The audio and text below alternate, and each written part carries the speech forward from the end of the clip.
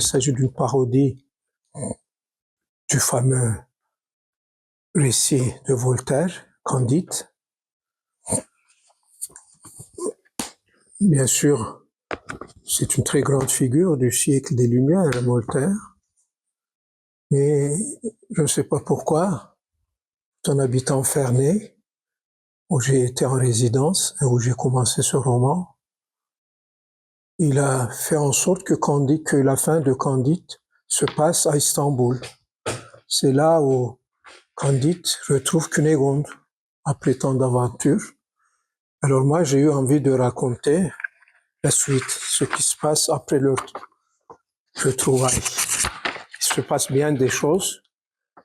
Le texte peut vous paraître un peu provoquant, je m'en excuse, surtout pour les dames. Mais nous sommes en plein XVIIIe siècle et dans l'Empire ottoman, c'était pas le siècle des Lumières, au contraire, c'était le siècle du despotisme. Malgré, évidemment, les plaisirs et le début de l'occidentalisation de l'Empire ottoman.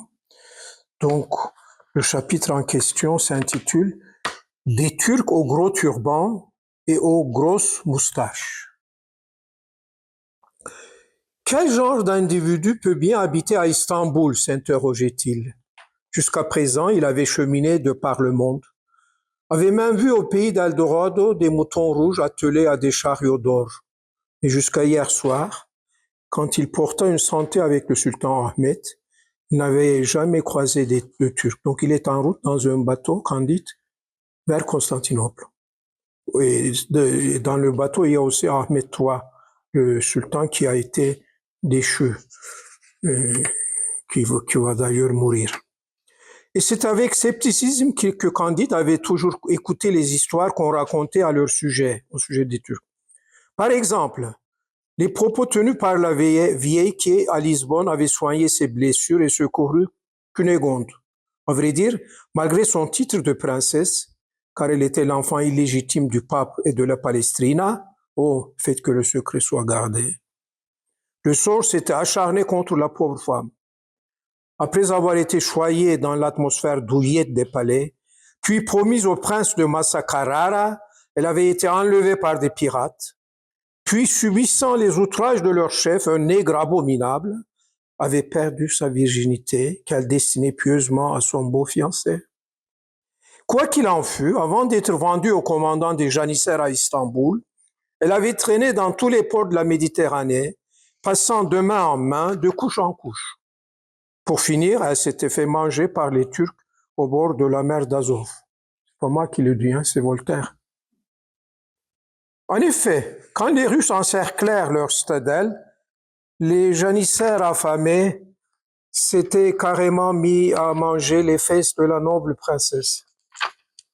Heureusement que les Russes étaient promptement arrivés pour faire cesser cette barbarie. La vieille a tort de blâmer les Turcs, pensait Candide. N'importe quel autre peuple aurait agi de même. La guerre, c'est la guerre. Mais s'il te reste un jour à vivre, tu dois défier l'ennemi. Ceux qui savaient des Turcs qui n'avaient pas hésité à manger les fesses des femmes comme les singes qu'il avait étendus raides, morts d'un coup de fusil, ne se réduisaient pas, bien entendu, à cet événement regrettable. Les livres dans la bibliothèque du baron de Thunderdentronck confirmaient à certains égards le récit de la vieille. Mais Candide, qui avait tendance à trouver une circonstance atténuante à toute faute, était d'opinion que manger des femmes, à condition de ne pas les tuer, ne constituait pas un acte de sauvagerie. Il se souvint d'une gravure dans un des livres de la magnifique bibliothèque du baron. C'est en feuilletant un livre d'histoire écrit après le siège de Vienne qu'il l'avait repéré. Elle décrivait des janissaires en marche. Ils avaient des têtes chauves et des moustaches en croc. Une touffe de cheveux se dressait sur leur crâne. Le livre racontait que l'on ramassait par ces touffes de cheveux les têtes tranchées au combat pour les enterrer avec leurs dépouilles. Alors, c'est dans l'autre monde, si ce n'est dans celui-ci, qu'ils avaient besoin de leurs têtes. Mais pourquoi donc?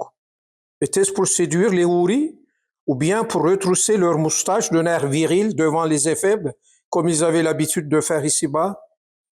Et quand ils ne tenaient pas leur cimetière, ils se tenaient les parties qu'ils caressaient avec autant d'ardeur que leurs moustaches. En écoutant la marche turque, lors d'une fête qui réunissait des convives de haut rang au château, Pangloss avait chuchoté à l'oreille de son disciple. « Tu aurais dû voir les Turcs aux portes de Vienne.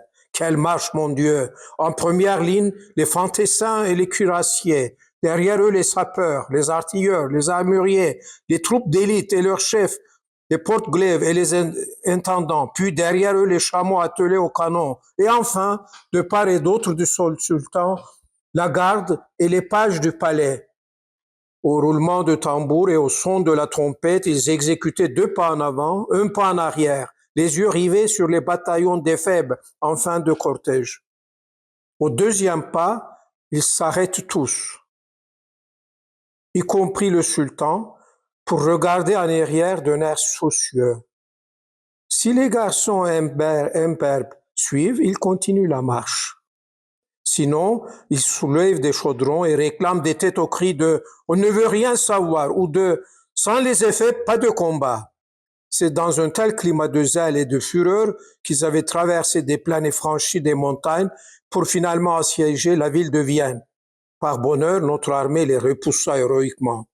Après qu'ils eurent déposé l'artillerie lourde au pied des murailles, ils décarbirent avec leurs grosses moustaches, leurs turbans comme des citrouilles et leurs bataillons d'éphèbes. Ainsi, nous pûmes respirer. Bon, je dirais pour finir, après nous pouvons avoir un dialogue, que c'est un peu, bon, une parodie peut-être de Candide, mais aussi,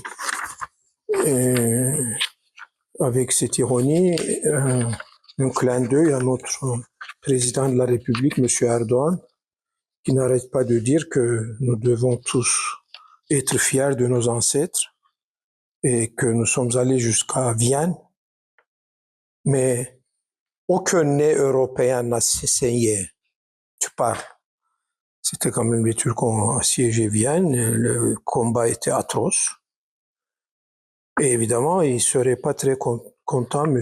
Erdogan, de lire cette phrase. Les janissaires, évidemment, allaient au combat avec les ephèbes, qui étaient leurs petits amis. Eh bien, cette phrase, évidemment, le roman, quand il a été publié en Turquie, a été censuré par mon éditeur turc.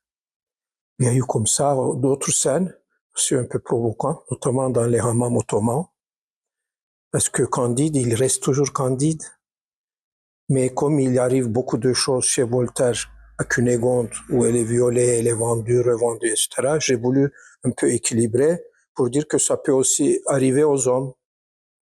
Alors Candide, en partant à la recherche de Cunégonde à Istanbul, se fait malheureusement, disons, maltraité par les Ottomans et l'apparition de ce roman n'a pas plu à tout le monde. Si vous voulez en savoir davantage, attendez le mois d'octobre. Je vous remercie de votre attention.